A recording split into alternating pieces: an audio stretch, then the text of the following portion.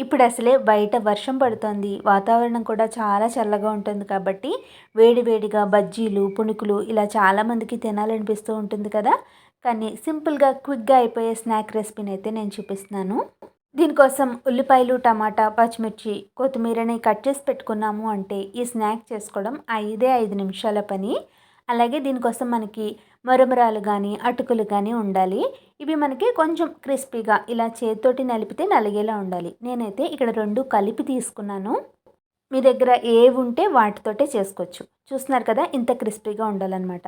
ఒకవేళ మెత్తబడిపోతే ఒక్కసారి పాన్‌లో వేసుకొని ఒక 5 నిమిషాల పాటు కలుపుకుంటూ డ్రై రోస్ట్ చేసుకోండి. అలాగే దీంట్లోకి నా దగ్గర ఉన్న కొద్దిగా జంతికలు, చక్కెర బాణాలనైతే ఇలా నలిపి వేసుకుంటున్నాను. కార్న్ ఫ్లేక్స్ గానీ, సేవ్ గానీ ఏదైనా వేసుకోవచ్చు మీరు.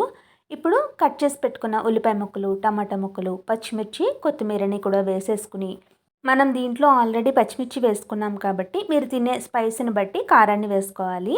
కారం, ఇంకా చాట్ మసాలా, రుచికి సరిపడా ఉప్పు, కొద్దిగా నిమ్మరసం ఇవన్నీ కూడా వేసిన తర్వాత మొత్తం అన్నీ కూడా బాగా ఇలా నొక్కుకుంటూ కలుపుకోవాలి.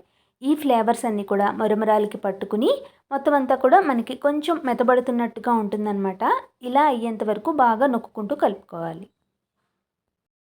చూస్తున్నారు కదా! ఇంతలా కలిసిపోయేలా కలుపుకోవాలి. ఫైనల్‌గా వేయించుకున్న పల్లీలు వేసేసుకున్నామంటే మన ముంత మసాలా రెడీ అయిపోయినట్టే. ఎక్కువ శ్రమ లేకుండా ఈజీగా చేసుకోవడంతో పాటు టేస్టీగా ఉండాలి అంటే తప్పకుండా ఈ రెసిపీని ట్రై చేసి చూడండి. బయట వర్షం పడేటప్పుడు మీకు ఏ రెసిపీ చేసుకోవాలనిపిస్తుందో కామెంట్ చేయండి.